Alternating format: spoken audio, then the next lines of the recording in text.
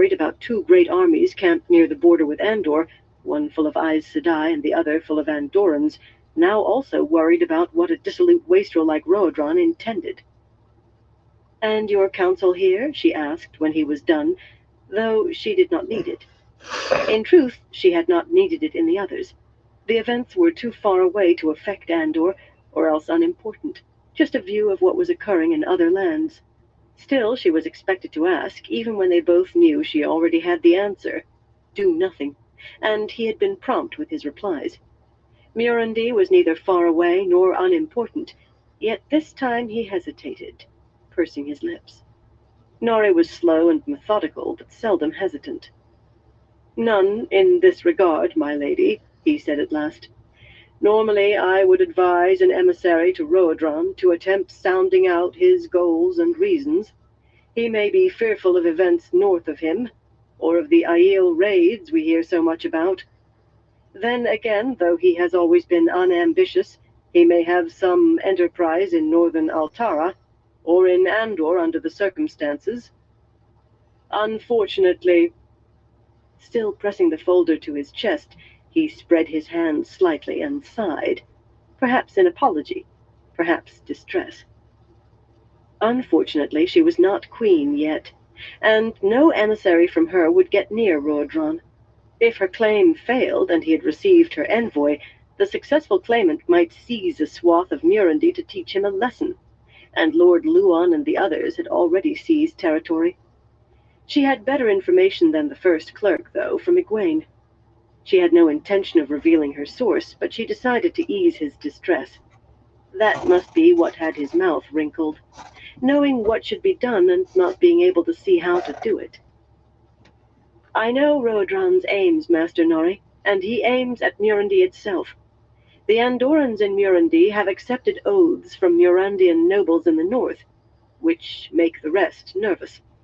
And there is a large band of mercenaries, dragonsworn really, but Roadron thinks they are mercenaries, who he has hired in secret to sit and provide a menace after the other armies are gone. He plans to use those threats to bind nobles to him tightly enough that each is afraid to be the first to break away when the threats are all gone. He may be a problem in the future, if his plan succeeds. For one thing, he will want those northern lands back, but he presents no immediate problems for Andor." Nori's eyes widened, and he tilted his head first to one side, then the other, studying her. He wet his lips before speaking. "That would explain much, my lady. Yes. Yes, it would." His tongue touched his lips again. "There was one other point mentioned by my correspondent in Cairhien, which I, forgot to mention. As you may be aware, your intention to claim the Sun Throne is well known there, and has large support. It seems that many Cairhiens speak openly of coming to Andor to aid you in gaining the Lion Throne so you can take the Sun Throne sooner. I think perhaps you do not need my advice concerning any such offers." She nodded, quite graciously in the circumstances, she thought. Aid from Cairhien would be worse than the mercenaries, for there had been too many wars between Andor and Cairhien. He had not forgotten. Halwyn Nori never forgot anything. So why had he decided to tell her, rather than let her be caught by surprise, perhaps by the arrival of her Cairhien supporters? Had her display of knowledge impressed him, or made him fearful she might learn he had held back?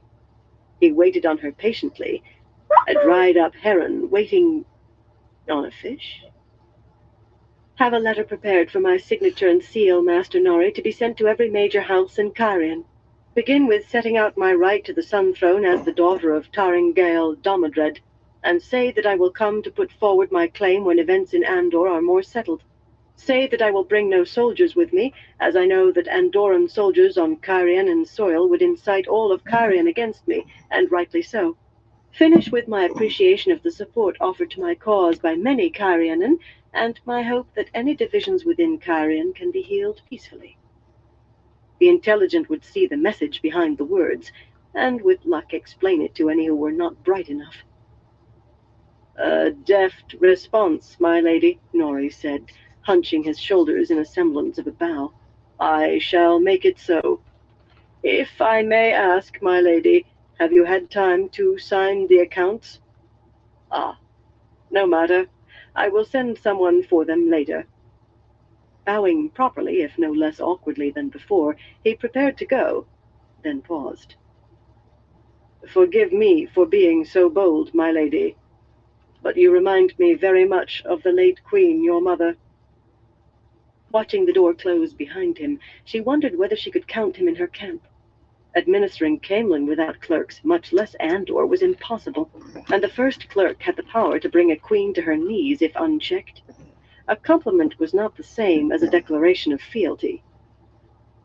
She did not have long to mull the question, for only moments after he departed, 3 liveried maids entered, bearing silver-domed trays that they placed in a row on the long side table standing against one wall. The first maid said my lady forgot to send for her midday meal, a round, gray-haired woman said, curtsying as she gestured for her younger companions to remove the tall domes. So she sent a choice for my lady. A choice.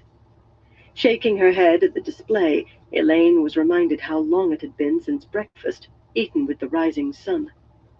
There was sliced saddle of mutton with mustard sauce, and capon roasted with dried figs, sweetbreads with pine nuts, and creamy leek and potato soup, cabbage rolls with raisins and peppers, and a squash pie, not to mention a small plate of apple tarts, and another of tipsy cake topped with clotted cream.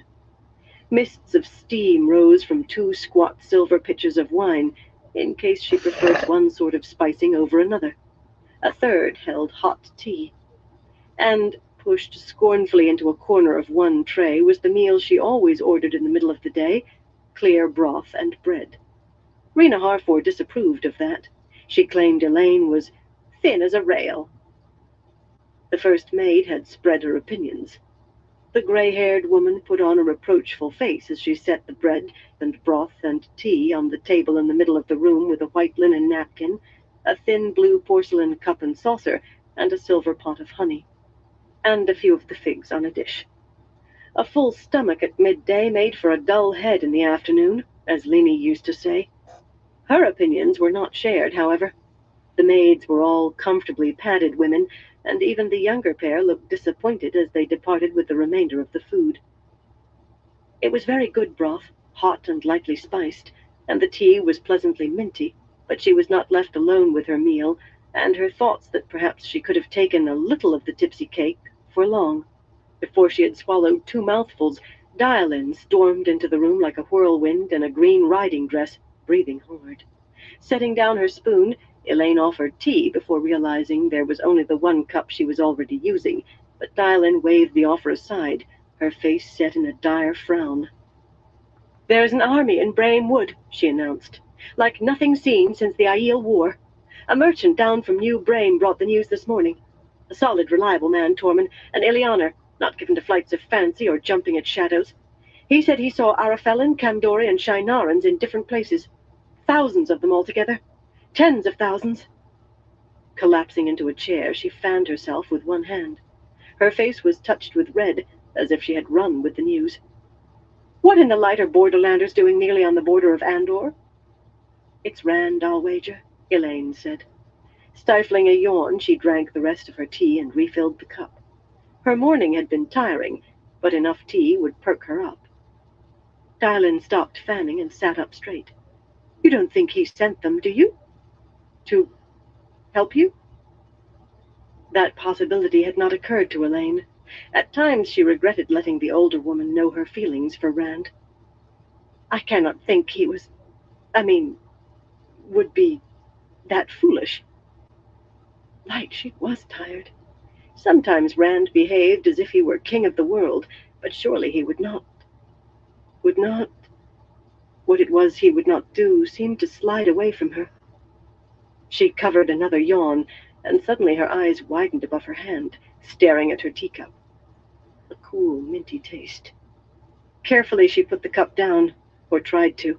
She nearly missed the saucer altogether, and the cup toppled over, spilling tea onto the tabletop. Tea laced with fork root. Even knowing there was no use, she reached out to the source, tried to fill herself with the life and joy of Saidar, but she might as well have tried to catch the wind in a net. Brigida's irritation, less hot than before, was still lodged in a corner of her mind. Frantically, she tried to pull up fear or panic. Her head seemed stuffed with wool, everything in it dulled. "Help me, Brigida," she thought. "Help me." "What is it?" Dylan demanded, leaning forward sharply. "You've thought of something, and by your face it is horrific." Elaine blinked at her. She had forgotten the other woman was there. "Go," she said thickly, then swallowed heavily to try clearing her throat. Her tongue still felt twice its size. "Get help. I've been poisoned." Explaining would take too much time. "Go!" Dylan gaped at her, frozen, then lurched to her feet, gripping the hilt of her belt knife. The door opened, and a servant hesitantly put his head in. Elaine felt a flood of relief. Dylan would not stab her before a witness. The man wet his lips, eye darting between the two women. Then he came in, drawing a long-bladed knife from his belt. Two more men in red and white livery followed, each unsheathing a long knife. "I will not die like a kitten in a sack," Elaine thought bitterly. With an effort, she pushed herself to her feet. Her knees wobbled, and she had to support herself on the table with one hand, but she used the other to draw her own dagger. The pattern-etched blade was barely as long as her hand, but it would suffice. It would have, had her fingers not felt wooden gripping the hilt. A child could take it away. Not without fighting back, she thought. It was like pushing through syrup, but determined even so. Not without fighting. Strangely little time seemed to have passed. Dylan was just turning to her henchmen, the last of them just closing the door behind him. "Murder!" Dylan howled. Picking up her chair, she hurled it at the men. "Guards! Murder! Guards!" The three tried to dodge the chair, but one was too slow, and it caught him on the legs. With a yell, he fell into the man next to him, and they both went down. The other, a slender, tow-headed young man with bright blue eyes, skipped by with his knife advanced. Dylan met him with her own, slashing, stabbing, but he moved like a ferret, avoiding her attack with ease. His own long blade slashed, and Dylan stumbled back with a shriek, one hand clutching at her middle. He danced forward nimbly, stabbing, and she screamed and fell like a rag doll. He stepped over her, walking toward Elaine. Nothing else existed for her except him and the knife in his hand. He did not rush at her. Those big blue eyes studied her cautiously as he advanced at a steady pace. Of course, he knew she was Aes Sedai. He had to be wondering whether the potion had done its work. She tried to stand straight, to glare at him, to win a few moments by bluff, but he nodded to himself, hefting his knife. If she could have done anything, it would have happened by now. There was no pleasure on his face. He was just a man with a job to do. Abruptly, he stopped, staring down at himself in astonishment. Elaine stared, too, at the foot of steel sticking out from his chest. Blood bubbled in his mouth as he toppled onto the table, shoving it hard. Staggering, Elaine fell to her knees and barely caught the edge of the table again to stop herself falling further. Amazed, she stared at the man bleeding onto the carpets. There was a sword hilt sticking out of his back. Her leaden thoughts were wandering. Those carpets might never come clean with all that blood. Slowly she raised her eyes past the motionless form of Dylan. She did not appear to be breathing. To the door. The open door. One of the remaining two assassins lay in front of it, his head at an odd angle, only half attached to his neck.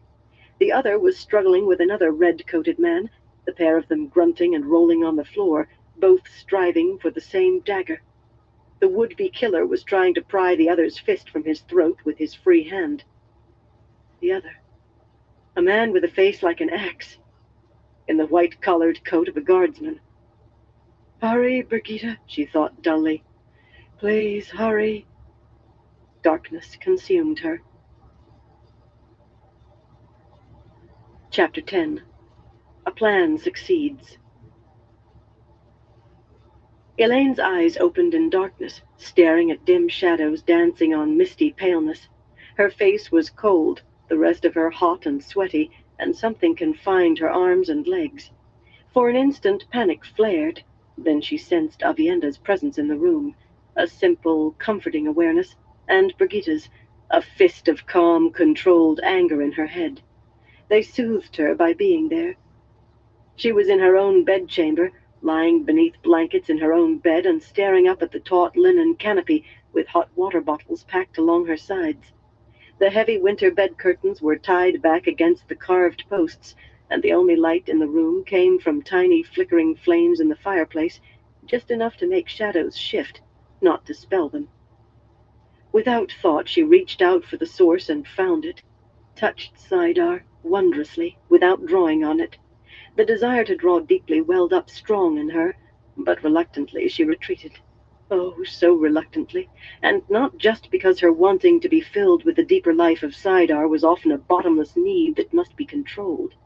Her greatest fear during those endless minutes of terror had not been death, but that she would never touch the source again.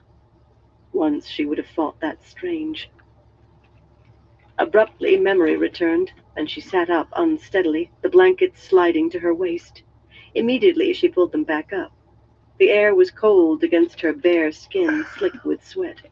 They had not even left her a shift, and try as she would to copy Avienda's ease about being unclothed in front of others, she could not manage it. "Darlin'," she said anxiously, twisting to drape the blankets around herself better. It was an awkward operation. She felt wrung out and more than a little wobbly. "And the guardsmen, are they—" "The man didn't suffer a scratch," Nynaeve said, stepping out of the shifting shadows, a shadow herself. She rested her hand on Elaine's forehead and grunted in satisfaction at finding it cool. "I healed Darlin'. She will need time to recover her strength fully, though. She lost a great deal of blood. You're doing well, too. For a time I thought you were taking a fever. That can come on suddenly when you're weakened." "She gave you herbs instead of healing," Brigitte said sourly from a chair at the foot of the bed. In the near darkness she was just a squat, ominous shape. "Nynaeve Almira is wise enough to know what she cannot do," Avienda said in level tones. Only her white blouse and a flash of polished silver were really visible, low against the wall. As usual, she had chosen the floor over a chair. She recognized the taste of this fork root in the tea and did not know how to work her weaves against it, so she did not take foolish chances. Nynaeve sniffed sharply, no doubt as much at Avienda's defense of her as Brigitte's acidity. Perhaps more so. Nynaeve being Nynaeve, she probably would have preferred to let slide what she did not know and could not do, and she was more prickly than usual about healing, of late, ever since it became clear that several of the kin were already outstripping her skill. "You should have recognized it yourself, Elaine," she said in a brusque voice. "At any rate, greenwort and goat's tongue might make you sleep, but they're sovereign for stomach cramps. I thought you would prefer the sleep." Fishing leather hot water bottles from under the covers and dropping them onto the carpet so she did not start roasting again, Elaine shuddered. The days right after Rhonda Macura dosed her and Nynaeve with fork root had been a misery she had tried to forget. Whatever the herbs were that Nynaeve had given her, she felt no weaker than the fork root would have made her. She thought she could walk, so long as she did not have to walk far or stand long, and she could think clearly. The casements showed only thin moonlight. How deeply into the night was it? Embracing the source again, she channeled 4 threads of fire to light first one stand lamp, then a second. The small mirrored flames brightened the room greatly after the darkness, and Brigitte put a hand up to shield her eyes at first. The Captain General's coat truly did suit her. She would have impressed the merchants no end. "You should not be channeling yet," Nynaeve fussed, squinting at the sudden light. She still wore the same low-cut blue dress Elaine had seen her in earlier, with her yellow-fringed shawl caught in her elbows. A few days to regain strength would be best, with plenty of sleep. She frowned at the hot water bottles tumbled on the floor. "And you need to be kept warm. Better to avoid a fever than need to heal it." "I think Dialin proved her loyalty today," Elaine said, shifting her pillows so she could lean back against the headboard, and Nynaeve threw up her hands in disgust. A small silver tray on one of the side tables flanking the bed held a single silver cup filled with dark wine that Elaine gave a brief, mistrusting look. "A hard way to prove it. I think I have toe toward her, Avienda." Avienda shrugged. On their arrival in Camelin, she had returned to Aiel garments with almost laughable haste, forsaking silks for algoda blouses and bulky woolen skirts as though suddenly afraid of wetlander luxury. With a dark shawl tied around her waist and a dark folded kerchief holding her long hair back, she was the image of a wise one's apprentice, though her only jewelry was a complicated silver necklace of intricately worked discs, a gift from Egwene. Elaine still did not understand her hurry. Mylene and the others had seemed willing to let her go her own way so long as she wore Wetlander clothes, but now they had her back in their grip as tightly as any novice in the hands of Aes Sedai. The only reason they allowed her to stay any time at all in the palace, in the city for that matter, was that she and Elaine were first sisters. If you think you do, then you do. Her tones of pointing out the obvious slid into an affectionate chiding. But a small toe, Elaine. You had reason to doubt. You cannot assume obligation for every thought, sister. She laughed as if suddenly seeing a wonderful joke. That way lies too much pride, and I will have to be over-proud with you, only the wise ones will not call you to account for it. Nynaeve rolled her eyes ostentatiously, but Avienda simply shook her head, wearily patient with the other woman's ignorance. She had been studying more than the power with the wise ones. Well, we wouldn't want the pair of you being too proud, Brigida said, with what sounded suspiciously like suppressed mirth. Her face was much too smooth, almost rigid with the effort of not laughing. Avienda eyed Brigida with a wooden-faced wariness. Since she and Elaine had adopted one another, Brigida had adopted her too, in a way. Not as a warder, of course, but with the same elder-sister attitude she often displayed toward Elaine. Avienda was not quite sure what to make of it, or how to respond. Joining the tiny circle who knew who Brigida really was certainly had not helped. She bounced between fierce determination to show that Brigida's silver bow did not overawe her, and a startling meekness, with odd stops in between. Brigida smiled at her, an amused smile, but it faded as she picked up a narrow bundle from her lap and began unfolding the cloth with great care. By the time she revealed a dagger with a leather-wrapped hilt and a long blade, her expression was severe, and tight anger flowed through the bond. Elaine recognized the knife instantly. She had last seen its twin in the hand of a tow-headed assassin. "They were not trying to kidnap you, sister," Avienda said softly. Brigida's tone was grim. "After Melar killed the first two, the second by spearing him with his sword across the width of the room like somebody in a bloody gleeman's tale," she held the dagger upright by the end of the hilt, "he took this from the last fellow and killed him with it. They had 4 near-identical daggers between them. This one is poisoned. Those brown stains on the blade are gray fennel mixed with powdered peach pit," Nynaeve said, sitting down on the edge of the bed, and grimaced in disgust. "One look at his eyes and tongue, and I knew that was what killed the fellow, not the knife." "Well," Elaine said quietly after a moment. "Well, indeed. 4 root so I couldn't channel or stand up for that matter, and 2 men to hold me on my feet while the third put a poisoned dagger in me. A complicated plan." "Wetlanders like complicated plans," Avienda said. Glancing at Brigida uneasily, she shifted against the wall and added, "Some do." "Simple in its way," Brigida said, rewrapping the knife with as great a care as she had shown unwrapping. "You were easy to reach. Everyone knows you eat your midday meal alone." Her long braids swung as she shook her head. "A lucky thing the first man to reach you didn't have this. 1 stab and you'd be dead. A lucky thing Melar happened to be walking by and heard a man cursing in your rooms. Enough luck for a Taviran." Nynaeve snorted. "You might be dead with deep as a cut on your arm. The pit is the most poisonous part of a peach. Aaron wouldn't have had a chance if the other blades had been poisoned as well." Elaine looked around at her friends' flat, expressionless faces and sighed. A very complicated plan. As if spies in the palace were not bad enough. "A small bodyguard, Brigida," she said finally. "Something discreet." She should have known the woman would be prepared. Brigida's face did not change in the slightest, but the tiniest burst of satisfaction flared through their shared bond. "The women who guarded you today, for a start," she said, without so much as pretending to pause for thought. "And a few more that I'll pick. Maybe 20 or so altogether. You can't protect you day and night, and you bloody well must," she put in firmly, though Elaine had not offered any protest. "Women can guard you where men can't, and they'll be discreet just by being who they are. Most people will think they're ceremonial, your very own maidens of the spear, and we'll give them something, a sash, maybe, to make them look more so." That earned her a very sharp look from Avienda, which she affected not to notice. "The problem is who to command," she said, frowning in thought. "2 or 3 nobles, hunters, are already arguing for rank sufficient to their station. The bloody women know how to give orders, but I'm not sure they know the right bloody orders to give. I could promote Casela lieutenant, but she's more a bannerman at heart, I think." Brigida shrugged.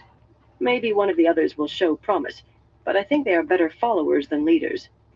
Oh yes, all thought out. 20 or so? She would have to keep a close eye on Brigida to make sure the number did not climb to 50, or more. Able to guard her where men could not, Elaine winced. That probably meant guards watching her bathe at the very least. Casela will do, surely. A bannerman can handle 20. She was certain she could talk Casela into keeping it all unobtrusive, and keeping the guards outside while she took a bath. "The man who arrived just in the nick of time. Mellar? What do you know of him, Brigida?" "Dorlin Mellar," Brigida said slowly, her brows drawing down at a sharp angle.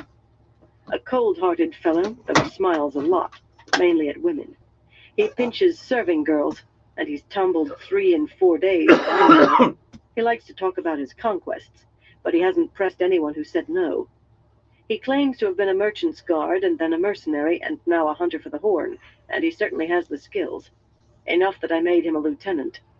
He's Andorran, from somewhere out west, near Bearlawn, and he says he fought for your mother during the succession, though he couldn't have been much more than a boy at the time. Anyway, he knows the right answers. I checked, so maybe he was involved in it. Mercenaries lie about their pasts without thinking twice." Folding her hands on her middle, Elaine considered Dorlin Mellar. She remembered only the impression of a wiry man with a sharp face, choking one of her assailants while they struggled over the poisoned dagger. A man with enough of a soldier's skills that Brigida had made him an officer. She was trying to make sure that as many as possible of the officers, at least, were Andorran. A rescue just in time, 1 man against 3, and a sword hurled across the room like a spear, very much like a gleeman's tale. "He deserves a suitable reward. A promotion to captain and command of my bodyguard, Brigida. Casela can be his second." "Are you mad?" Nynaeve burst out, but Elaine shushed her. "I'll feel much safer knowing he's there, Nynaeve. He won't try pinching me, not with Casela and 20 more like her around him. With his reputation, they'll watch him like hawks." "You did say 20, Brigida? I will hold you to that." 20, Brigida said absently. "Or so." There was nothing absent about the gaze she fixed on Elaine, though. She leaned forward intently, hands on her knees. "I suppose you know what you're doing?" Good. She was going to behave like a warder for once instead of arguing. "Guardsman Lieutenant Mellar becomes Guardsman Captain for saving the life of the daughter heir. That will add to his swagger, unless you think it's better to keep the whole thing secret." Elaine shook her head. "Oh no, not at all. Let the whole city know. Someone tried to murder me, and Lieutenant Captain Mellar saved my life. We will keep the poison to ourselves, though, just in case someone makes a slip of the tongue." Nynaeve harumphed and gave her a sidelong glare. "One day you will be too clever, Elaine. So sharp you cut yourself." "She is clever, Nynaeve Almira." Rising smoothly to her feet, Avienda settled her heavy skirts, then patted her horn-hilted belt-knife. It was not so large as the blade she had worn as a maiden, yet still a credible weapon. "And she has me to watch her back. I have permission to stay with her now." Nynaeve opened her mouth angrily, and for a wonder closed it again, composing herself visibly, smoothing her skirts and her features. "What are you all staring at?" she muttered. "If Elaine wants this fellow close enough to pinch her whenever he feels like it, who am I to argue?" Brigitta's mouth dropped open, and Elaine wondered whether Avienda was going to choke. Her eyes were certainly popping. The faint sound of the gong atop the palace's tallest tower, tolling the hour, made her jerk. It was later than she had thought. "Nynaeve, Egwene might already be waiting for us." None of her clothes were anywhere to be seen. "Where's my purse? My ring is in it." Her great serpent ring was on her finger, but that was not the one she meant. "I will see Egwene alone," Nynaeve said firmly. "You are in no condition to enter Tel'aran Riod. In any case, you just slept the afternoon away. You won't go to sleep again soon, I'll wager. And I know you've had no luck putting yourself into a waking trance. So that is that." She smiled, certain of her victory. She had gone cross-eyed and dizzy attempting to enter the waking trance Egwene had tried to teach them. "You'll wager that, will you?" Elaine murmured. "What will you bet?" "Because I intend to drink that." She glanced at the silver cup on the side table. "And I wager I'll go right to sleep. Of course, if you didn't put something in it, if you didn't intend trying to trick me into drinking it, well, of course you wouldn't do that. So what shall we wager?" That insufferable smile slid greasily off Nynaeve's face, replaced by 4 bright spots of color in her cheeks. "A fine thing," Brigitte said, standing. Fists on hips, she squared herself at the foot of the bed, her face and tone alike censuring. "The woman saves you a roiling belly, and you snip at her like Mistress Priss. Maybe if you drink that cup and go to sleep and forget about adventuring in the world of dreams tonight, I'll decide you've grown up enough that I can trust fewer than 100 guards to keep you alive. Or do I need to hold your nose to make you drink?" Well, Elaine had not expected her to keep holding back for long. Fewer than 100? Avienda spun to face Brigitte before she finished, and barely waited for the last word to leave the other woman's mouth. "You should not speak to her so, Brigitte Trahilian," she said, drawing herself up to gain the full advantage of her greater height. Given the raised heels on Brigitte's boots, it was not that much, yet with her shawl drawn tightly over her breasts, she looked very much a wise one, rather than an apprentice. Some had faces not much older than hers. "You are her warder. Ask Analine how to behave. He is a great man, yet he obeys as Nynaeve tells him." Analine was Lan, the man alone, his story well known and much admired among the Aiel. Brigitte eyed her up and down as if measuring her, and adopted a lounging posture that all but lost the extra inches of her boot heels. With a mocking grin she opened her mouth, plainly ready to prick Avienda's bubble if she could. She usually could. Before she said a word, Nynaeve spoke quietly and quite firmly. "Oh, for the love of light, give over, Brigitte. If Elaine says she's going, then she is going. Now, not another word out of you," she stabbed a finger at the other woman, "or you and I will have words later." Brigitte stared at Nynaeve, her mouth working soundlessly, the warder bond carrying an intense blend of irritation and frustration. At last she flung herself back into her chair, legs sprawled and boots balanced on her lion-head spurs, and began a sullen muttering under her breath. If Elaine had not known her better, she would have sworn the woman was sulking. She wished she knew how Nynaeve did it. Once Nynaeve had been as much in awe of Brigitte as Avienda ever was, but that had changed. Completely. Now Nynaeve bullied Brigitte as readily as anyone else, and more successfully than with most. "She's a woman just like any other," Nynaeve had said. "She told me so herself, and I realized she was right." As if that explained anything. Brigitte was still Brigitte. "My purse," Elaine said, and of all people Brigitte went to fetch the gold-embroidered red purse from the dressing-room.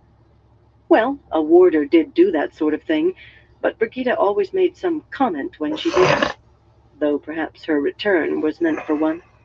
She presented the purse to Elaine with a flourishing bow, and a twist of her lips for Nynaeve and Avienda. Elaine sighed. It was not that the other women disliked one another. They really got on very well if you ignored their little foibles. They just rubbed against each other sometimes. The oddly twisted stone ring, strung on a plain loop of leather, lay in the bottom of the purse underneath a mix of coins, next to the carefully folded silk handkerchief full of feathers she considered her greatest treasure. The ter'angreal appeared to be stone, anyway, all flecks and stripes of blue and red and brown, but it felt as hard and slick as steel, and too heavy even for that. Settling the leather cord around her neck and the ring between her breasts, she pulled the drawstrings tight and set the purse on the side table, taking up the silver cup instead. The fragrance was simply that of good wine, but she raised an eyebrow anyway and smiled at Nynaeve. "I will go to my own room," Nynaeve said stiffly. Rising from the mattress, she shared out a stern look between Brigitte and Avienda. Somehow the Kai sign on her forehead made it seem even more uncompromising. "The pair of you stay awake and keep your eyes open. Until you have those women around her, she is still in danger. And after, I hope I don't have to remind you." "You think I do not know that?" Avienda protested, at the same time that Brigitte growled, "I'm not a fool, Nynaeve." "So you say," Nynaeve answered them both. "I hope so for Elaine's sake, and for your own." Gathering her shawl, she glided from the room as stately as any Aes Sedai could wish to be. She was getting very good at that. "You'd think she was the bloody queen here," Brigitte muttered. "She is the one who is over-proud, Brigitte Trehelian," Avienda grumbled, "as proud as a Shido with one goat." They nodded at one another in perfect agreement. But Elaine noticed that they had waited to speak until the door had shut behind Nynaeve. The woman who had denied so hard wanting to be Aes Sedai was becoming very much Aes Sedai. Perhaps Lan had something to do with that, coaching her from his experience. She still had to work at staying composed sometimes, but it seemed to come more and more easily since her peculiar wedding. The first sip of the wine had no taste other than wine, a very good wine, but Elaine frowned at the cup and hesitated, until she realized what she was doing and why. The memory of forkroot hidden in her tea was still strong. What had Nynaeve put in here? Not forkroot, of course, but what? Raising the cup to take a full swallow seemed very difficult. Defiantly, she drained the wine. "I was thirsty, that's all," she thought, stretching to set the cup back on the silver tray. "I certainly wasn't trying to prove anything." The other two women had been watching her, but as she began settling herself in a more comfortable position for sleep, they turned to one another. "I'll keep watch in the sitting room," Brigitte said. "I have my bow and quiver in there. You stay here in case she needs you for anything." Rather than arguing, Avienda drew her belt knife and knelt, ready to spring up again, off to one side, where she would see anyone coming through the door before they saw her. "Knock twice, then once, and name yourself before you enter," she said. "Otherwise I will assume it is an enemy." And Brigitte nodded as if that were the most reasonable thing in the world. "This is..." Elaine smothered a yawn behind her hand. "Silly," she finished when she could speak again. "No one is going to try to..." Another yawn, and she could have put her fist into her mouth. Light. What had Nynaeve put in that wine? "To kill me tonight," she said drowsily. "And you both know." Her eyelids were leaden, sliding down despite every effort to keep them open. Unconsciously snuggling her face into her pillow, she tried to finish what she had been about to say, but... She was in the grand hall, the throne room of the... in the grand hall's reflection in Tel Riod. Here, the twisted stone ring that felt too heavy for its size in the waking world seemed light enough to float up from between her breasts. There was light, of course, seeming to come from everywhere and nowhere. It was not like sunlight or lamps, but even if it was night here, too, there was always enough of that odd light to see, as in a dream. The ever-present sensation of unseen eyes watching was not dreamlike, more like a nightmare, but she had grown accustomed to that. Great audiences were held in the Grand Hall, foreign ambassadors formally received, important treaties and declarations of war announced to gathered dignitaries, and the long chamber suited its name and function. Empty of people save for her, it seemed cavernous. 2 rows of thick, gleaming white columns, 10 spans high, marched the length of the room, and at one end, the lion throne stood atop a marble dais, with red carpeting climbing the white steps from the red and white floor tiles. The throne was sized for a woman, but still massive on its heavy lion-pawed legs, carved and gilded, with the white lion picked out in moonstones on a field of rubies at the top of its high back, announcing that whoever sat there ruled a great nation. From large colored windows set in the arched ceiling high overhead, the queens who had founded Andor stared down, their images alternating with the white lion and scenes of the battles they had fought to build Andor from a single city in Arthur Hawkwing's shattering empire into that nation. Many lands that had come out of the War of the 100 Years no longer existed, yet Andor had survived the 1,000 years since and prospered. Sometimes Elaine felt those images judging her, weighing her worth to follow in their footsteps. No sooner did she find herself in the grand hall than another woman appeared, sitting on the lion throne. A dark-haired young woman in flowing red silk, embroidered in silver lions on the sleeves and hems, with a strand of fire drops as large as pigeons' eggs around her neck, and the rose crown sitting on her head. One hand resting lightly on the lion-headed arm of the throne, she gazed regally about the hall. Then her eyes fell on Elaine, and recognition dawned, along with confusion. Crown and fire drops and silks vanished, replaced by plain woolens and a long apron. An instant later, the young woman vanished, too. Elaine smiled in amusement. Even scullions dreamed of sitting on the lion throne. She hoped the young woman had not been wakened in fright by the start she received, or at least that she had gone on to another pleasant dream. A simpler dream than Tel'Iran. Other things shifted in the throne room. The elaborately worked stand lamps standing in rows down the chamber seemed to vibrate against the tall columns. The great arched doors stood now open, now closed, in the blink of an eye. Only things that had stood in one place for a goodly time had a truly permanent reflection in the world of dreams. Elaine imagined a stand mirror, and it was before her, reflecting her image in high-necked green silk worked in silver across the bodice, with emeralds in her ears, and smaller ones strung in her red gold curls. She made the emeralds disappear from her hair, and nodded. Fit for the daughter heir, but not too ostentatious. You had to be careful of how you imagined yourself here, or else... Her modest green silk gown became the snug, form-hugging folds of a Tarraboner gown, then flashed to dark, wide sea-folk trousers and bare feet, complete with golden earrings and nose ring, and chain full of medallions, and even dark tattoos on her hands. But without a blouse, the way the Ata-an-Mier went at sea. Cheeks coloring, she hastily returned everything to how it had been, then changed the emerald earrings for plain silver hoops. The simpler you imagined your garb, the easier it was to maintain. Letting the stand mirror disappear, she just had to stop concentrating on it. She looked up at those stern faces overhead. Women have taken the throne as young as I, she told them. Not very many, though. Only 7 who had managed to wear the rose crown for very long. Women younger than I? 3, and one of those lasted barely a year. I don't claim I will be as great as you, but I will not make you ashamed either. I will be a good queen.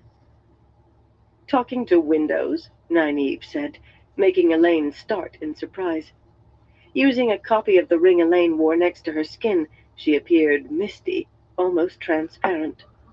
Frowning, she tried to stride toward Elaine and staggered, nearly tripped by the hobbling skirt of a deep blue Tarraboner dress that was much tighter than the one Elaine had imagined on herself. Nynaeve gaped down at the thing, and abruptly it was an Andoran gown in the same colored silk, embroidered in gold on the sleeves and atop the bodice.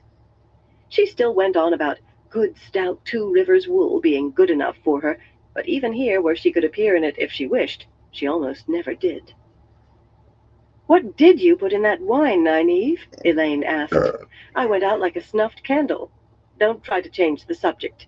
If you are talking to windows, you should really be asleep instead of here. I've half a mind to order you, please don't. I'm not Vandene, Nynaeve.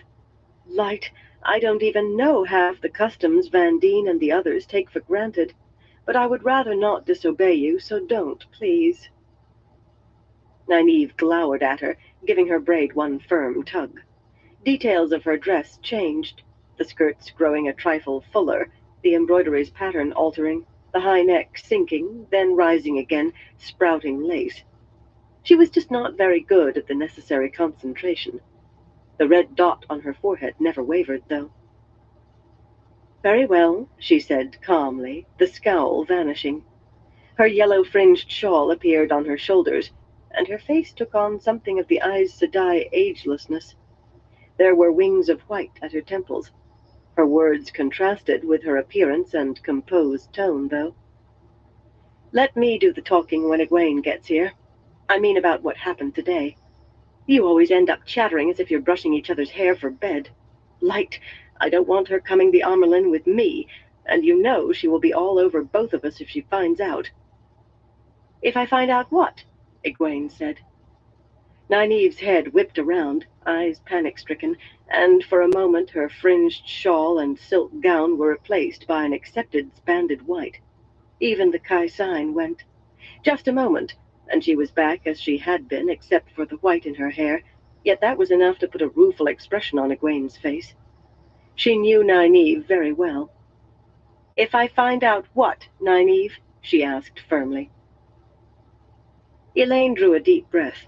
She had not intended to hold anything back exactly, not anything important to Egwene anyway, but in her present mood Nynaeve was likely to babble everything, or else grow stubborn and try insisting there was nothing to find out, which would only make Egwene dig harder. "Someone put fork root in my midday tea," she said, and went on succinctly about the men with their daggers, and Doylin Mellar's fortuitous appearance, and how Dailen had proved herself. For good measure she added the news of Elenia and Naeon, and the first maid's search for spies in the palace, and even Zarya and Kirstian being assigned to Van Dien, and the attack on Rand and his Hey, disappearance. D-Man, how you doing? Egwene appeared to be Hope you're unruffled doing well, by the brother. recital. She even cut Elaine short about Rand, saying she already knew, but she gave a dismissive shake of her head at hearing that Van Dien had made no progress in learning who the Black Sister was, and that was of the gravest concern to her. "Oh, and I'm to have a bodyguard," Elaine finished. 20 women, commanded by Captain Mellar. I don't think Brigitte will find me any maidens, but she will come close." A backless armchair appeared behind Egwene, and she sat without looking for it. She was much more skilled here than Elaine or Nynaeve. She wore a dark green woolen riding dress, fine and well cut, but unadorned, likely what she had worn awake that day, and it remained a green woolen riding dress. "I would tell you to join me in Nurendi tonight," she said, "if the arrival of the kinswomen would not light a wildfire among the sitters." Nynaeve had recovered herself, though she gave her skirts an unneeded adjusting shake. The embroidery on her dress was silver now. "I thought you had the hall of the tower under your thumb now." "That's very much like having a ferret under your thumb," Egwene said dryly. "It twists and writhes and wriggles around to nip at your wrist. Oh, they do just as I say when it concerns the war with the Riders. They can't get around that, however much they grumble over the expense of more soldiers. But the agreement with the kin is no part of the war, or letting the kin learn the tower had known about them all along, or thought it did. The entire hall would have apoplexy just finding out how much they didn't know. They are trying very hard to find a way to stop accepting new novices." "They can't, can they?" Nynaeve demanded. She made a chair for herself, but it was a copy of Egwene's when she looked to make sure it was there, a 3-legged stool as she began to sit, and a ladder-backed farm chair by the time she settled on it. Her dress had divided skirts now. "You made a proclamation. Any woman of any age, if she tested true. All you have to do is make another, about the kin." Elaine made her own seat a copy of one of the chairs in her sitting room, much easier to hold on to. "Oh, an Amerlin's proclamation is as good as law," Egwene said, "until the hall sees a way around it. The newest thing is that we only have 16 accepted. Though most sisters do treat Fairlane and Theodrin as if they were still accepted. But even 18 isn't near sufficient to give the novice lessons that accepted are supposed to handle. Sisters have to take them instead. I think some were hoping the weather would hold the numbers down, but it hasn't." She smiled suddenly, a light of mischief in her dark eyes. "There's one new novice I'd like you to meet, Nynaeve. Sharina Malloy, a grandmother. I think you'll agree she's a remarkable woman. Nynaeve's chair disappeared completely, and she hit the floor with an audible smack.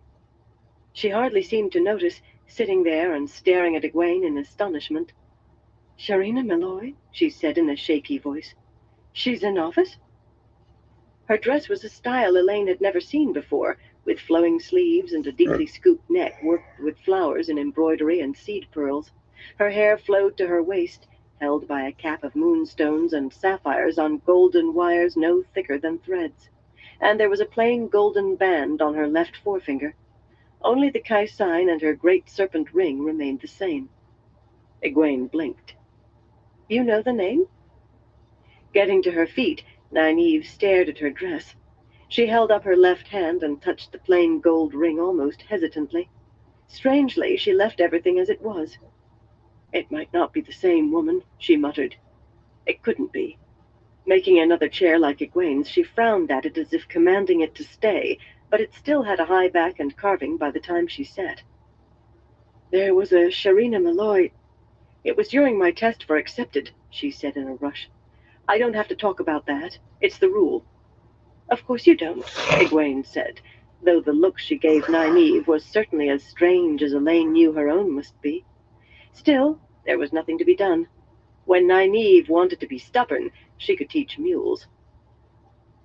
"Since you brought up the kin, Egwene," Elaine said, "have you thought further on the oath rod?" Egwene raised one hand as if to stop her, but her reply was calm and level. "There's no need to think further, Elaine. The 3 oaths sworn on the oath rod are what make us Aes Sedai. I didn't see that at first, but I do now. The very first day we have the tower, I will swear the 3 oaths on the oath rod." "That's madness!" Nynaeve burst out, leaning forward in the chair. Surprisingly, still the same chair, and still the same dress. Very surprising. Her hands were fists resting on her lap. "You know what it does. The kin are proof. How many Aes Sedai live past 300? Or reach it? And don't tell me I shouldn't talk about it. That's a ridiculous custom, and you know it. Egwene, Rihanna was called eldest because she was the oldest kinswoman in Ebu Dar. The oldest anywhere is a woman called Aloysia Nemosny, an oil merchant in Tyr. Egwene, she's nearly 600 years old. When the Hall hears that, I wager they'll be ready to put the oath rod on a shelf." "The light knows 300 years is a long time," Elaine put in. "But I can't say I'm happy myself at the prospect of perhaps cutting my life in half, Egwene. And what of the oath rod and your promise to the kin? Rihanna wants to be Aes Sedai, but what happens when she swears? What about Aloysia? Will she fawn over there? You can't ask them to swear, not me." "Don't ask anything." Egwene's face was still smooth, but her back had straightened, her voice cooled and hardened. Her eyes augured deep. "Any woman who wants to be a sister will swear, and anyone who refuses and still calls herself Aes Sedai will feel the full weight of Tower justice."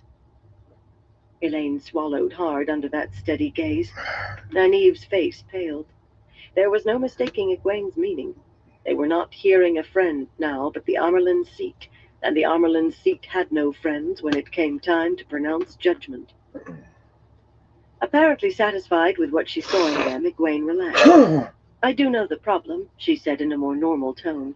More normal, but still not inviting argument. "I expect any woman whose name is in the novice books to go as far as she can, to earn the shawl if she can, and serve as Aes Sedai, but I don't want anyone to die for it when they could live. Once the Hall learns about the kin, once they're over pitching fits, I think I can get them to agree that a sister who wants to retire should be able to, with the oaths removed. They had decided long ago that the rod could be used to unbind as well as bind, else how could Black Sisters lie?" "I suppose that would be all right," Nynaeve allowed judiciously. Elaine simply nodded. She was certain there was more. Right back. "Retire into the kin, Nynaeve," Egwene said gently. "That way the kin are bound to the tower, too.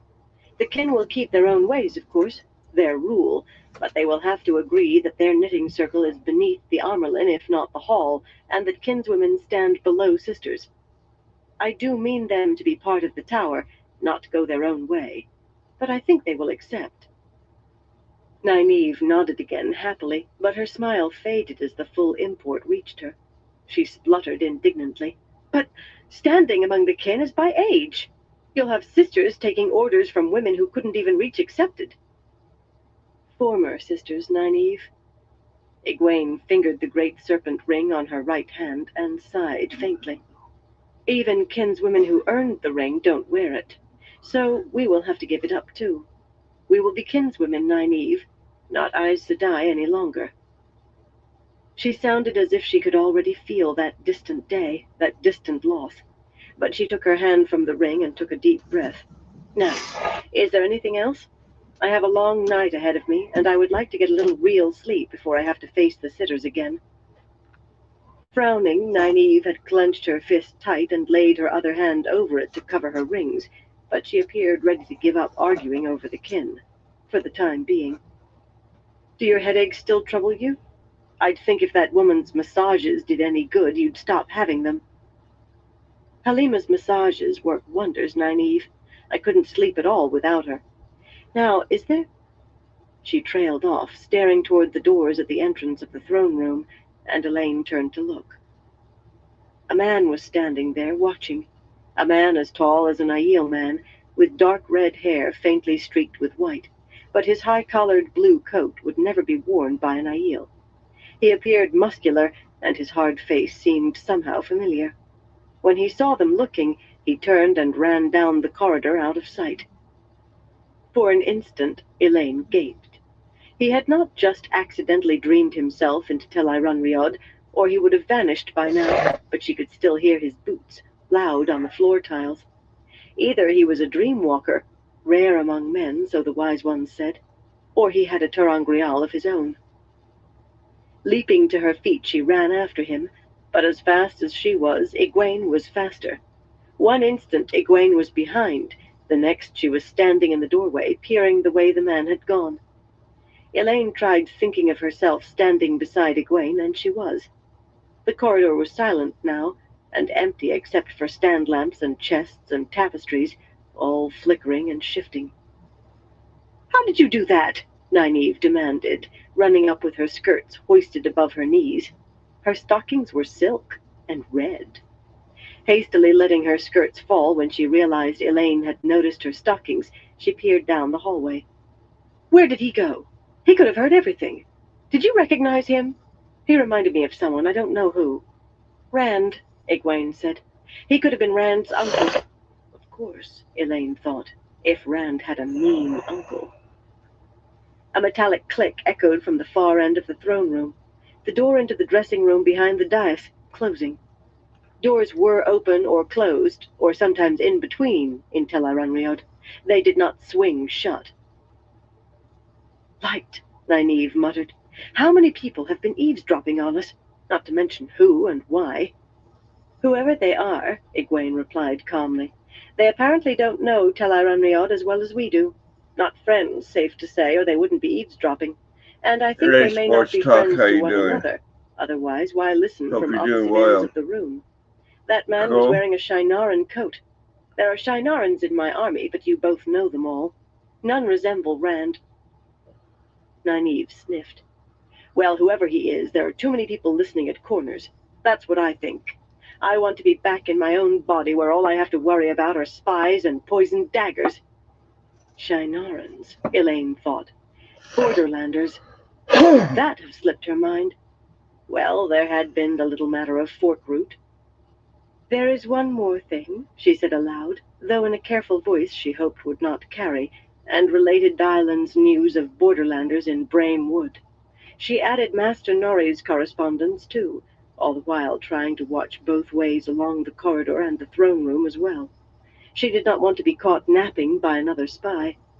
"I think those rulers are in Brame Wood," she finished, "all 4 of them." "Rand," Oh, Egwene that's not breathed, very painful. sounding irritated. "Even when he can't be found, he complicates things. Do you have any idea whether they came to offer him allegiance or try to hand him over to Elida? I It's can't not think of too any other bad. reasons for them to march 1,000 leagues. They must be boiling shoes for soup by now. Do you have any idea how hard it is to keep an army supplied on the march? I think I can find out. What do you mean, why? Elaine said. Why, I mean. And at the same time, you gave me the idea, Egwene. She could not help smiling. Something good had come of today. I think I might just be able to use them to secure the Lion Throne. Asney examined the tall embroidery frame in front of her and gave a sigh that turned into a yawn.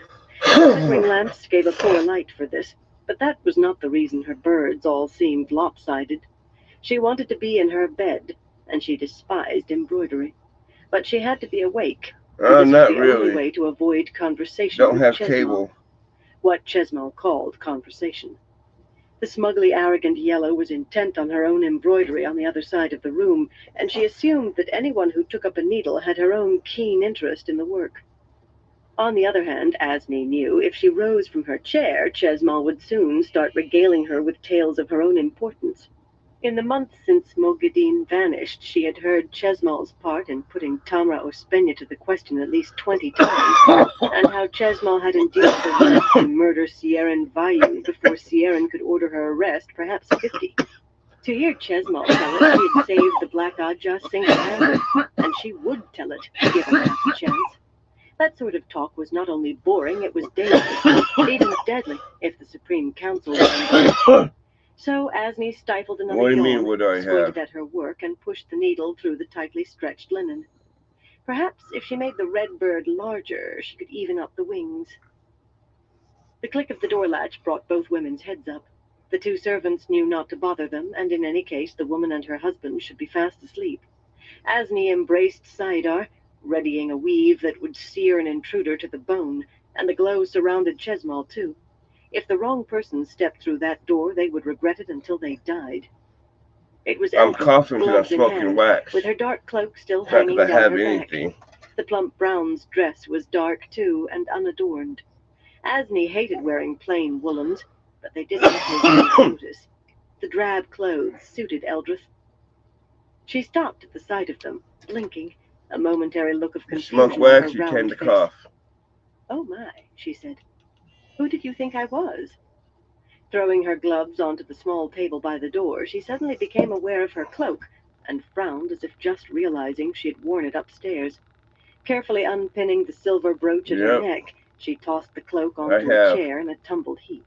They're not too The bad. light of Saidar winked Depending out who around makes them. Chesmal as she twisted her embroidery frame aside so she could stand. Her stern face made her seem taller than she was, and she was a tall woman. The brightly colored flowers she had embroidered might have been in a garden. Where have you been? She demanded. Eldred stood highest among them, and Moghedien had left her in charge besides, but Chesmal had begun taking only cursory notice of that. You were supposed to be back by afternoon, and the night is half gone. I lost track of the hour, Chesmal, Eldred replied absently, appearing lost in thought.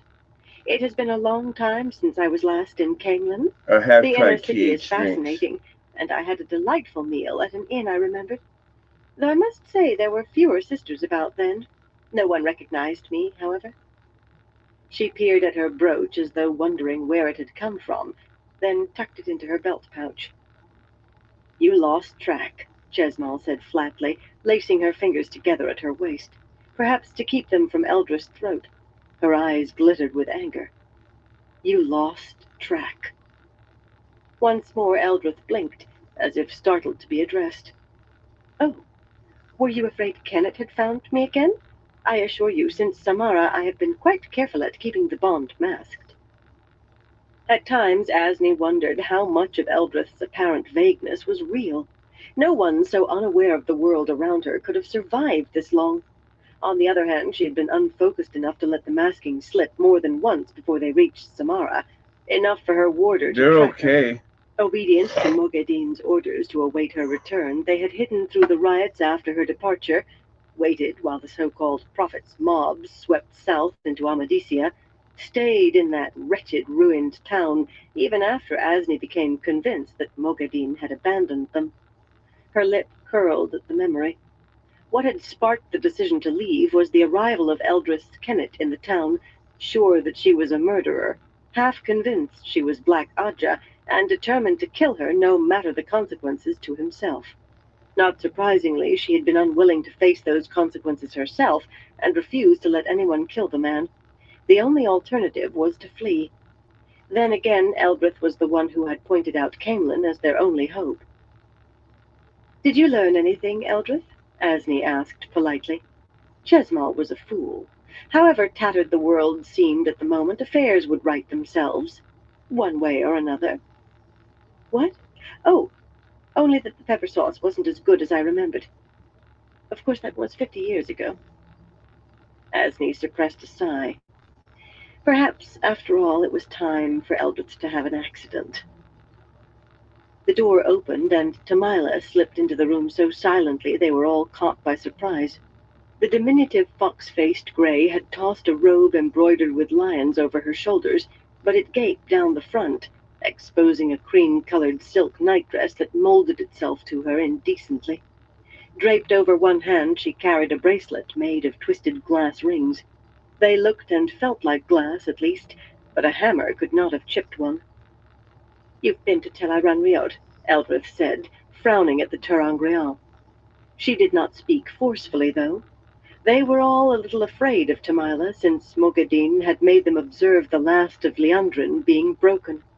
Asney had lost track of how often she had killed or tortured in the 130-odd years since she gained the shawl, but she had seldom seen anyone so enthusiastic as Tamila. Watching Tamila and trying to pretend not to, Chesmal seemed unaware that she was licking her lips nervously. Asney hurriedly put her own tongue back behind her teeth and hoped no one had noticed. Eldrith certainly had not. "We agreed not to use those," she said, not very far short of pleading. "I'm certain it was Nynaeve who wounded Mogadin, and if she can best one of the chosen in Tel Iran-Riod, what chance do we have?" Rounding on the others, she attempted a scolding tone. "Did you two know about this?" She had managed to sound peevish. Chesmal met Eldrith's stare indignantly, while Asney gave her surprised innocence. They had known, but who was going to stand in Tamila's way? She doubted very much that Eldrith would have made more than a token protest had she been there. Tamila knew exactly her effect on them. She should have hung her head at Eldrith's lecture, faint-hearted as it was, and apologized for going against her wishes. Instead, she smiled. That smile never reached her eyes, though, large and dark and much too bright. "You were right, Eldrith. Right that Elaine would come here, and right that Nynaeve would come with her, it seems. They were together, and it is clear they are both in the palace." "Yes," Eldrith said, squirming slightly under Tamila's gaze. "Well," and she licked her lips and shifted her hips. "Even so, until we can see how to get at them past all those Wilders—" "They are Wilders, Eldrith." Tamila threw herself down in a chair, scrawling carelessly, and her tone firm. Not enough to seem commanding, but still more than merely firm. "There are only 3 sisters to trouble us, and we can dispose of them. We can take Nynaeve and perhaps Elaine in the bargain." Abruptly she leaned forward, hands on the arms of the chair. Disarrayed clothing or not, there was no shred of indolence about her now. Eldrith stepped back as though pushed by Tamila's eyes. "Else why are you here, Eldrith? It is what we came for." No one had anything to say to that. Behind them lay a string of failures, in Tyr, in Tanchico, that might well cost them their lives when the Supreme Council laid hands on them, but not if they had one of the chosen for a patron, and if Mogadin had wanted Nynaeve so badly, perhaps another of them would too. The real difficulty would be finding one of the chosen to present with their gift. No one but Asney seemed to have considered that part of it. "There were others there," Tamila went on, leaning back once more. She sounded almost bored. "Spying on our 2 accepted. A man who let them see him, and someone else I could not see." She pouted irritably. At least it would have been a pout, except for her eyes. "I had to stay behind a column so the girls would not see me. That should please you, Eldrith, that they did not see me. Are you pleased?" Eldrith almost stammered, getting out how pleased she was. Asney let herself feel her 4 warders coming ever closer. She had stopped masking herself when they left Samara.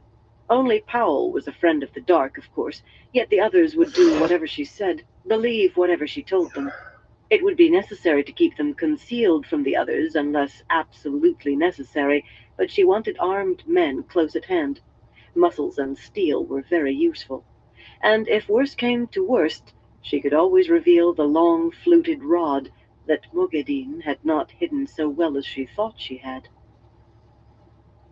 The early morning light in the sitting-room's windows was gray, an earlier hour than the Lady Cheyenne usually rose, but this morning she had been dressed while it was still full dark.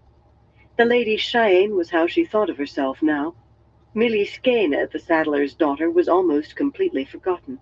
In every way that mattered, she really was the Lady Cheyenne Avarhin, and had been for years.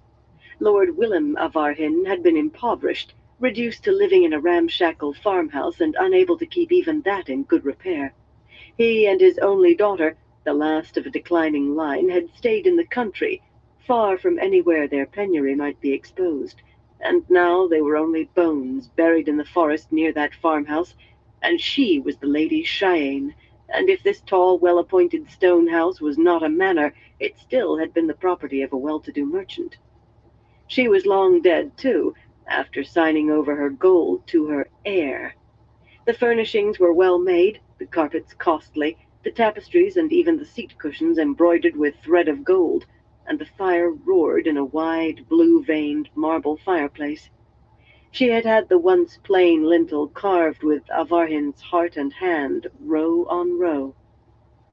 "More wine, girl," she said curtly, and Phalion scurried with the tall-necked silver pitcher to refill her goblet with steaming spiced wine. The livery of a maid, with the red heart and golden hand on her breast, suited Phalion. Her long face was a stiff mask as she hurried to replace the pitcher on the drawered high chest and take up her place beside the door. "You play a dangerous game," Marilyn Gamalfin said, rolling her own goblet between her palms. A skinny woman with lifeless pale brown hair, the brown sister did not look an Aes Sedai. Her narrow face and wide nose would have fitted better above Phalion's livery than it did above her fine blue wool, and that was suitable only for a middling merchant. "She is shielded somehow, but when she can channel again, she will make you howl for this." Her thin lips quirked in a humorless smile. "You may find yourself wishing you could howl." "Moradin chose this for her," Cheyenne replied. "She failed in Ebu Dar, and he ordered her punished. I don't know the details and don't want to, but if Moradin wants her nose ground in the mud, I'll push it so deep she is breathing mud a year from now. Or do you suggest I disobey one of the chosen?" She barely suppressed a shudder at the very thought. Marilyn tried to hide her expression in drinking, but her eyes tightened. "What about you, Phalion?" Cheyenne asked. "Would you like me to ask Moradin to take you away? He might find you something less onerous. Mules might sing like nightingales, too." Phalion did not even hesitate. She bobbed a maid's straight-backed curtsy, her face going even paler than it already was. "No, mistress," she said hastily.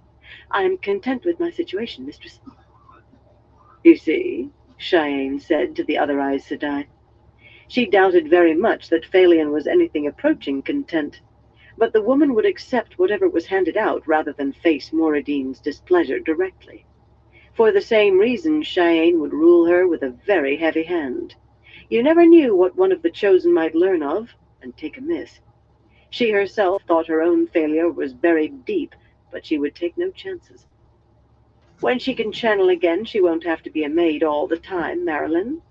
Anyway, Moradin had said Cheyenne could kill her if she wished. There was always that, if her position began to chafe too much. He had said she could kill both sisters, if she wished. "That's as may be," Marilyn said darkly. She cast a sidelong glance at Phalion and grimaced. "Now, Moghedin instructed me to offer you what assistance I thought I could give, but I'll tell you right now I won't enter the royal palace. The whole city has too many sisters in it for my taste, but the palace is stuffed with wilders on top. I wouldn't get 10 feet without someone knowing I was there." Sighing, Cheyenne leaned back and crossed her legs, idly kicking a slippered foot. Why did people always think you did not know as much as they? The world was full of fools. Mukadeen ordered you to obey me, Marilyn. I know, because Moradin told me. He did not say so right out, but I think when he snaps his fingers, Mukadeen jumps. Talking about the Chosen this way was dangerous, but she had to make matters clear. Do you want to tell me again what you won't do? The narrow-faced Aes Sedai licked her lips, darting another glance at Phalion. Did the woman fear she would end up that way? Truth to tell, Cheyenne would have traded Phalion for a proper lady's maid in a heartbeat. Well, as long as she could retain her other services. Very likely they both would have to die when this was finished. Cheyenne did not like leaving loose ends. I wasn't lying about that, Marilyn said slowly. I really wouldn't get 10 feet. But there's a woman already in the palace. She can do what you need. It may take time to make contact, though. Just make sure it's not too long a time, Marilyn. So, one of the sisters in the palace was Black Aja, was she? She would have to be Aes Sedai, not just a dark friend, to do what Cheyenne needed. The door opened, and Marilyn looked in questioningly, his heavily muscled bulk almost filling the doorway. Beyond him she could make out another man. At her nod, Marilyn stepped aside and motioned David Hanlon to enter, closing the door behind him. Hanlon was swathed in a dark cloak, but he snaked out one hand to cup Phalion's bottom through her dress. She glared at him bitterly, but did not move away.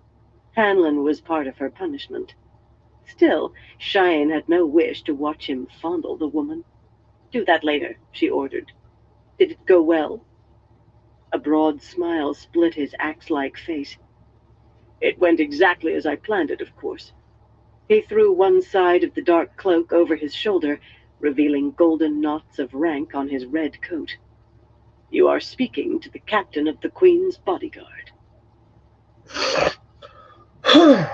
Chapter 11. Ideas of Importance. Without even taking a look, Rand stepped through the gateway into a large, dark room. The strain of holding the weave, of fighting Sayadin, made him sway. He wanted to gag, to double over and spew up everything in him. Holding himself upright was an effort. A little light crept through cracks between the shutters of a few small windows set high in one wall, just enough to see by with the power in him.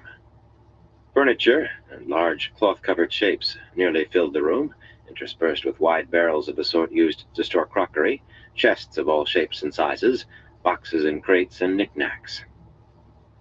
Little more than walkways a pace or two wide remained clear. He had been sure he would not find servants hunting for something or cleaning up. The highest floor of the royal palace had several such storerooms, looking like the attics of huge farmhouses, and just about forgotten. Besides, he was Taviran, after all. A good thing no one had been there when the gateway opened. One edge of it had sliced the corner off an empty chest bound in cracked, rotting leather. The other had taken a glass-smooth shaving down the length of a long inlaid table, stacked with vases and wooden boxes. Maybe some Queen of Andor had eaten at that table, a century or two gone. A century or two, Lews Therin laughed thickly in his head. A very long time. For the love of the light, let go. This is the pit of doom. The voice dwindled as the man fled into the recesses of the mind. For once, he had his own reasons to listen to Lews Therin's complaints. Hastily, he motioned Min to follow him from the forest clearing on the other side of the gateway, and as soon as she did, he let it close behind her in a quick vertical slash of light by releasing Sayadin. Blessedly, the nausea went with it. His head still spun a little, but he did not feel as if he were going to vomit or fall over or both. The feel of filth remained, though, the Dark One's taint oozing into him from the weaves he had tied off around himself. Shifting the strap of his leather script from one shoulder to the other, he tried to use the motion to hide wiping sweat from his face with his sleeve. He did not have to worry about Min noticing after all, however. Her blue-heeled boots stirred the dust on the floor at her first step, and her second made it rise. She pulled a laced-edge handkerchief from her coat sleeve, just in time to catch a violent sneeze, followed by a word, each worse than the last. She wished she had been willing to stay in a dress. Embroidered red flowers coated the sleeves and lapels of her blue coat, and paler blue breeches molded her legs snugly. With yellow embroidered bright blue riding gloves tucked behind her belt, and a cloak edged with yellow scrollwork and held by a golden pin in the shape of a rose, she did look as if she had arrived by more normal means, but she would draw every eye. He was in coarse brown woolens any laborer might wear. Most places in the last few days he had been blatant with his presence. This time he did not want just to be gone before anyone knew he had been here. He did not want anyone but a special few to ever know he had been. "Why are you grinning at me and thumbing your ear like a looby?" she demanded, stuffing the handkerchief back into her sleeve. Suspicion filled her big dark eyes. "I was just thinking how beautiful you are," he said quietly. She was. He could look at her without thinking so, or without regretting that he was too weak to send her away to safety. She drew a deep breath and sneezed before she could even clap a hand over her mouth, then glared at him as if it were somehow his fault. "I abandoned my horse for you, Randall Thor. I curled my hair for you. I gave up my life for you. I will not give up my coat and breeches. Besides, no one here has ever seen me in a dress for more time than it took me to change out of it. You know this won't work unless I'm recognized. You certainly can't pretend you wandered in off the street with that face." Unthinking, he ran a hand across his jaw, feeling his own face, but that was not what Min saw. Anyone looking at him would see a man inches shorter and years older than Randall Thor, with lank black hair, dull brown eyes, and a wart on his bulbous nose. Only someone who touched him could pierce the mask of mirrors. Even an Ashaman would not see it, but the weave was inverted.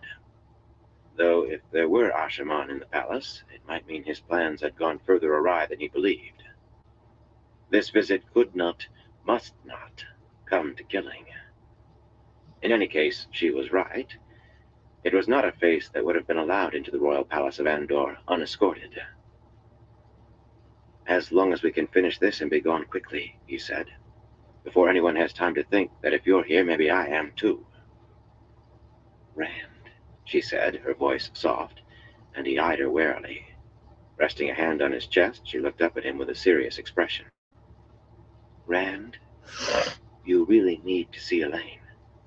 And Avienda, I suppose. You know she's probably here too. If you—" He shook his head and wished he had not. The dizziness had still not gone completely. "No," he said curtly. Light. No matter what Min said, he just could not believe that Elaine and Avienda both loved him.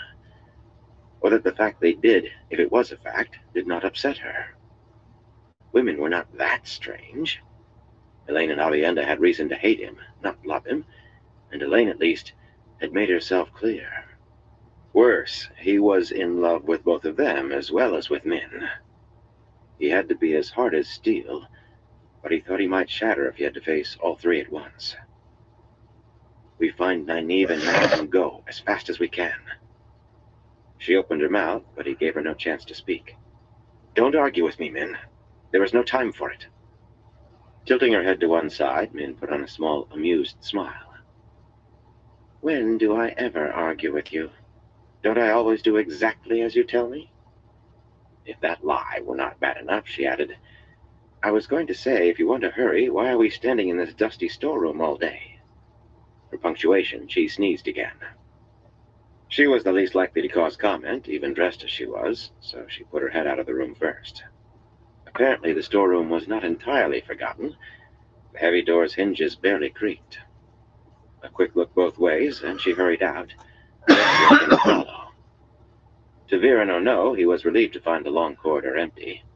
The most timid servant might have wondered at seeing them emerge from a storeroom in the upper reaches of the palace. Still, they would encounter people soon enough. The royal palace did not run as heavily to servants as the Sun Palace or the Stone of Tyr, but there were still hundreds of them in a place this size. Walking along beside Min, he tried to shamble and gawk at bright tapestries and carved wall panels and polished high chests. None were so fine this high as they would be lower down, but a common workman would gawk. "We need to get down to a lower floor as fast as we can," he he murmured. There was still no one inside, but there might be 10 people around the next corner. Remember, just ask the first servant we see where to find Nynaeve and Matt. Don't elaborate unless you have to. Why, thank you for reminding me, Rand. I knew something had slipped my mind, and I just couldn't imagine what. Her brief smile was much too tight, and she muttered something under her breath. Rand sighed. This was too important for her to play games, but she was going to if he let her. Not that she saw it that way. Sometimes, though, her ideas of important differed widely from his. Very widely. He would have to keep a close eye on her. "Why, Mistress Farshaw," a woman's voice said behind them. "It is Mistress Farshaw, isn't it?" The script swung and thumped Rand's back heavily as he spun around. The plump graying woman staring at Min in astonishment was perhaps the last person he wanted to meet besides Elaine or Avienda. Wondering why she was wearing a red tabard with the white lion large in the front, he slouched and avoided looking at her directly. Just a workman doing his job.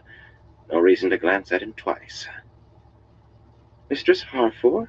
Min exclaimed, beaming delightedly. "Yes, it's me. And you are just the woman I was looking for.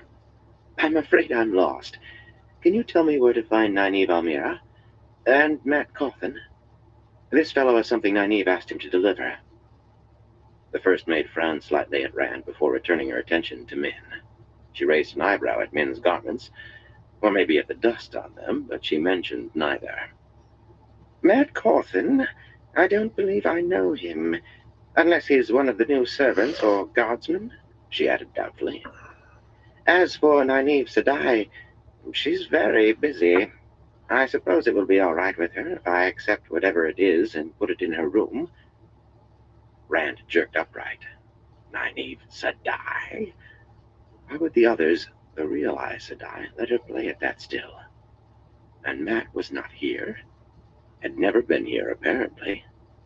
Colors whirled in his head, almost an image he could make out. In a heartbeat it vanished, but he staggered.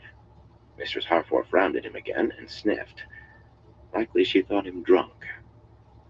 Min frowned too, but in thought, tapping a finger on her chin, and that only lasted a moment. "I think Nynaeve Sedai wants to see him." The hesitation was barely noticeable. "Could you have him shown to her rooms, Mistress Harfor?